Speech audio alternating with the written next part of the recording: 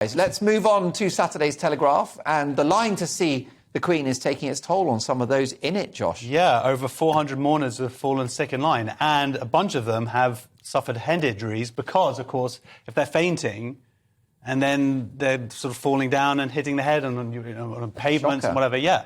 So, because obviously the queues are so large, whether this is also partly through people not preparing, they've given a lot of warning saying take water, take food, but still, being on your feet for 12 hours, 24 hours, obviously the age of some of the people as well. Correct. Fortunately, there are obviously a lot of ambulance people around, and so these people have been taken care of. A small percentage have gone to hospital, hopefully with minor injuries.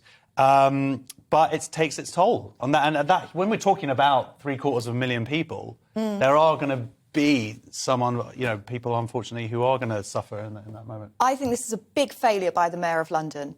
I think he has massively failed. I think that he knew that he was going to have this influx of people, and what we have always missed in London is the right amount of public toilets.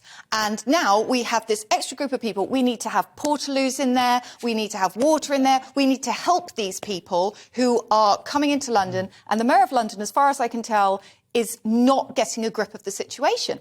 And do you know what? Also, the Mayor of London now better be very nice to the Met, because he is relying on them very heavily, and he has been immensely critical of them, with good reason. But I really think this is a massive failure on his part not to deal with the logistics that he knew was coming. I think they do have a lot of toilets. I don't know if that's 100% Do they have portaloos all along that I believe they have a lot. route? I don't think they necessarily have enough. That's why I haven't been able to go down there, obviously with my IBS. Correct. So I can't do the queue. I wish I could. But this gladly is be there. really important. Next to David Beckham. So many Could have met people him. coming.